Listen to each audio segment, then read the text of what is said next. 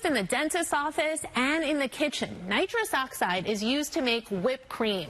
We found it's been rebranded, attracting new, younger users. And in body camera, you're about to see, that even catches law enforcement by surprise. Cities have 90 days to serve you. If it doesn't happen, the ticket is dismissed.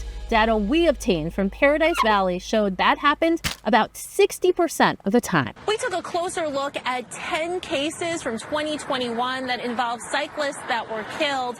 Important to note, Mitchell was not the county attorney at the time. 4 of them were hit and runs, yet the vast majority, 9 of them, resulted in only misdemeanors or traffic citations. Only 1 case resulted in felony charges.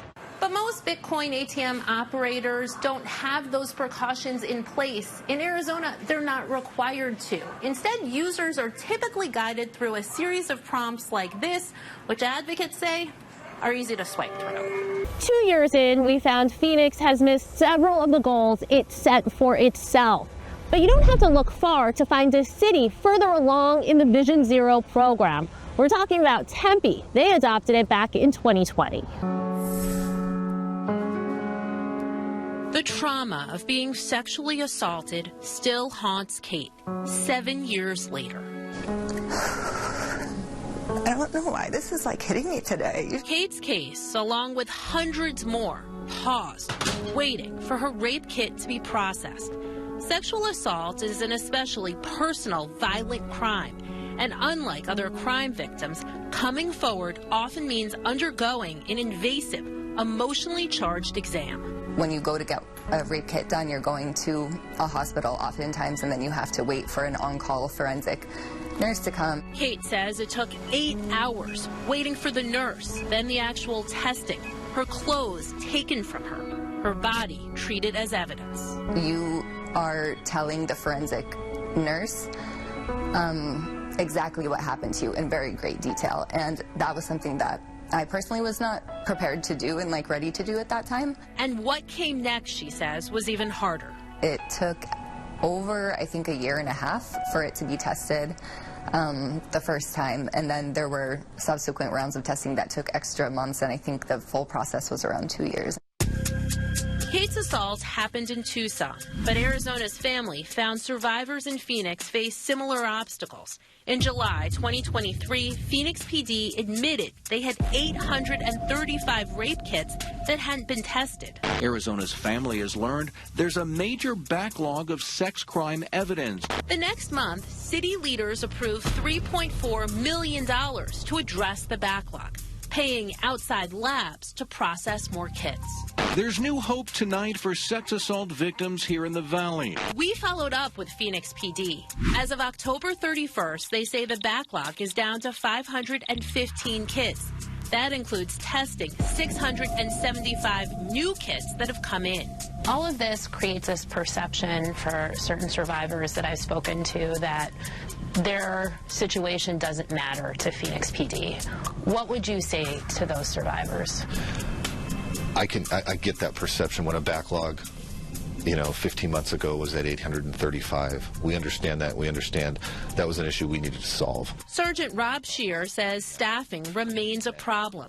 8 of the 28 positions in the forensic DNA section of their lab remain vacant. They tell us finding the right people will take time. That hiring process is upwards of 6 months. The training process is 24 to 30 months. I mean, you're talking potentially 3 years from really that recruitment element to realizing the benefit within our lab of that person. What do you make of the numbers? I'm excited that some of the kits have been tested. Any progress is good progress. However, it's just not enough. As the head of the Arizona Coalition to End Sexual and Domestic Violence, Jenna Panis advocates for survivors like Kate. She argues Phoenix PD could be doing more. Right now, they're the only law enforcement agency in the state not using Track Kit. The program uses a barcode to track exactly where a rape kit is. Survivors can get that information real time. During those 2 years, did you know where your rape kit was in the process? Like, did the detectives keep you updated, or was there a system to track where it was? Not at all, no. And that was one of the parts that was the most frustrating about it. According to DPS's latest annual report, 229 survivors logged on to the Track Kit system 1,200 times to view the progress of their kit. The state even pays for it, meaning it would be free to Phoenix. Why isn't Phoenix PD using that program? So we have our own process, and I get the notion of wanting to see where your kid is at all times. We have a process through contacting our detectives, and you know, we're up to that communication element legally. Phoenix Police Department has launched... Instead, Phoenix Police are creating their own tracking program, which will provide updates, they say, for all crime victims, including information on rape kits. But Panis has concerns, sharing emails with Arizona's family revealing police said its program would be online this fall. Then it was pushed back to January. But when we asked about it... I don't have a time frame on that. Status of their case. Kate's ordeal ultimately led her to get a PhD in public health. Her dissertation focused on the experiences of sexual assault survivors. Were you ever able to get justice in your case? In ways, not through the criminal system. That did not work well for me. Kate started a nonprofit called Survivors Rise. The idea is to help survivors in the years after an assault. Her research helped identify that need, and now she's working to meet it. Wow. So is there any timeline as to when Phoenix PD will be able to get through all of these rape kits? Because it seems there are hundreds now, so they'll never be able to catch up. Because sadly, the rapes won't stop. Exactly, and they point out that the number of sexual assaults that have people reporting has gone up in the last year. But they say those outside labs, outsourcing those kits has really made a difference. They outsourced 100 kits just this month, so they are getting closer. They tell us the backlog should be addressed in the next few months, but it's one thing for them to get tested. It is another for the results to come back and for police to act on them. That, survivors tell us, remains a very big challenge. 101 to downtown Phoenix on the I-10, 33 minutes. A lot of brake lights around here. We've got a big backup as a result. Look at this. We've got some slowing northbound along I-17. We are at the height of rush hour. Traffic reports give all of us a heads up on roads to avoid. After all, who wants to get stuck and be late to work or school? There was a 5-car crash, including the propane tanker. You can see we've got an accident here. Look at this, solid slowing from the I-17. Northbound on I-17. Oh. Yikes. For the people involved, these crashes can forever change their lives. His name was Mario. He was 22 years old. Mario Aguirre recently graduated college and had plans to become a police officer. He was amazing. He was so funny. He was such a caring person. Mario was riding his motorcycle to his girlfriend's house, headed south on 75th Avenue near Encanto in Phoenix, when a driver struck him. All I know is my nephew got hit. He got left on the side of the road for somebody else to find. So the driver never stopped? The driver never stopped, never called. The thing that stays with you is if you would have just called, you know, would he still be alive today? Or, you know, maybe something would have played out different. According to the state's Department of Transportation, in 2023, 307 people in Phoenix were killed in crashes. Compare that to neighboring cities. Mesa had 54 traffic deaths, Glendale 40, and Scottsdale 17. We see a lot more road rage. We see a lot more impatience on the road. We see a lot more speeding. And I think that's something that we need to combat. Jorge Riveros with the city's street transportation department acknowledges the problem. Their numbers show speeding played a role in more than 20% of all crashes. They use the numbers to identify high-injury intersections and stretches of road. Then they take a closer look at those locations. We're looking at a mix of education and enforcement. We really need enforcement to be part of the equation when we look at safety. Phoenix police provide that enforcement. It's a good effort. We got to see those efforts firsthand. More and more people are, again, driving distracted, exceeding the speed limit, driving while they're impaired. Traffic enforcement is a way to stop a crime before it happens. Lieutenant Justin Wood has spent 17 years on the traffic unit. He says our main roads facilitate speed. A lot of them tend to be wider, more lanes. People feel with the more open space, they can drive faster. We met him and his officers at one of those high-injury intersections, 59th Avenue and Indian School. The speed limit here, 40 miles per hour. Within minutes, they clocked drivers going 55 and 58 miles per hour. The officer shortage has had an impact. Lieutenant Wood says when he started with the unit, they had 154 officers dedicated to traffic enforcement.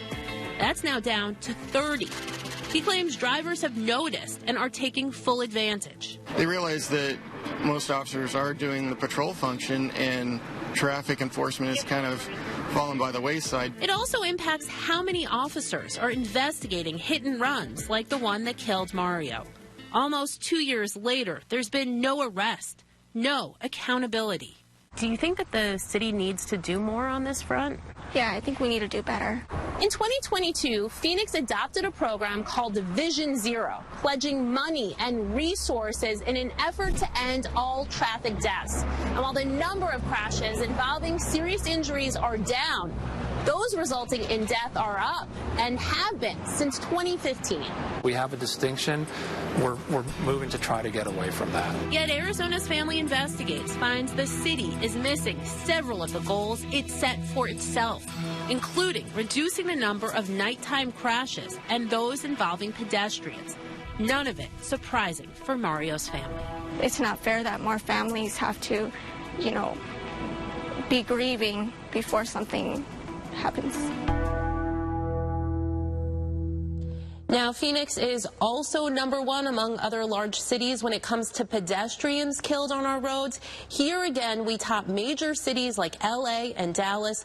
What is the city doing to address that, and is it working? We push the city for answers as we continue our multi-night event on deadly driving. That's tomorrow night right here on 3 TV at 9 o'clock. Arizona's Family Investigates has shown you 2 cases of felons pretending to be doctors and dentists.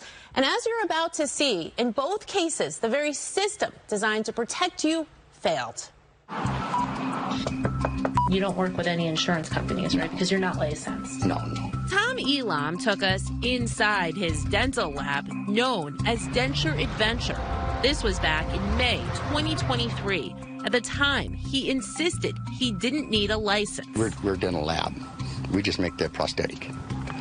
We don't go into the mouth. We don't work in the mouth. We screen your whole entire body. Then there's Mary Blakely. To patients, she was known as Dr. Mary. We encourage everybody to use ultrasound. I tell you, doctor. According to the 9-count indictment, she and her husband owned and operated a series of unlicensed medical clinics, extracting millions of dollars from their clients, offering their ineffective pseudotherapies in lieu of conventional treatment. Do you think anything would have been different in your mom's case had she gone to the actual doctor and not Dr. Mary?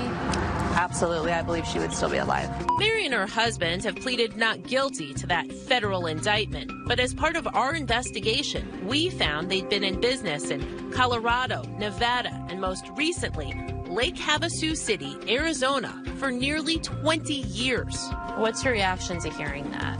My reaction is shock. This is where you'd expect the Arizona Medical Board and Dental Board to come in. Their stated mission is to protect the public's health through regulation, licensing, and education. And in both cases, the boards confirmed they received complaints. This is a completely cut and dry case, and it's very obvious to anyone that would put the time to look into it. This longtime dentist didn't want to be identified and asked that we alter his voice out of fear of retaliation. He says the lack of action by a state board is concerning. Do you think that the board is doing enough to warn the public about those people? I don't know what the board would do to warn people. Ryan Edmondson is the executive director of the dental board. He couldn't discuss Elam's case, but agreed to talk to us about how they handle imposters. If you have a license to do anything, there's a certain authority over you to regulate whatever that is. If you don't have a license, then there's no authority to regulate an unlicensed person. There are some people that are going to say, hey, isn't the dental board supposed to be protecting the public? What's your response to that? So the main mission for all boards is to protect the public. In 2019, state lawmakers acknowledged the problem and tried to address it. As part of a new law, health boards are now required to verify complaints of unlicensed providers and refer them to county attorneys or the Attorney General's office. They're also required to post the names of imposters on their websites. But when we checked the dental board website, no one was listed. Explain how that happens. So it's a brand new law that just recently passed, so I think just resource deprived. A quick search of our archive found 3 recent cases that would seem to fit the criteria. Edmondson agreed. We screen your whole entire body. Blakely is listed on the medical board's imposter list. There you can find a copy of the cease and desist letter. But it only happened after she was behind bars. In response to my questions, the board says their investigations are confidential by law and declined to provide any specifics on how Blakely ended up on the list. They tell us their practice is to not provide interviews. There's a lot of faith in there being a state-sanctioned entity that makes sure these practitioners are going to be safe. Lisa McGifford is with the Patient Safety Action Network, a coalition of patients and providers that are working to make the system more transparent. She argues these health boards could and should be doing more. I'm not sure what exactly they're saying they can't do, but they are the regulators and they have power over who's practicing medicine. The daughter of one of Blakely's former patients agrees. Absolutely. Somebody dropped the ball somewhere. I hope more people come forward and, express what, she's done to them and their families. Now, Blakely and her husband remain in federal custody. Their trial is scheduled to begin next year. Over the phone, Elam tells me he plans to close his dental lab. He maintains he is doing nothing wrong. The dental board confirms they are investigating another complaint involving Elam. It's unclear where in the process that complaint is.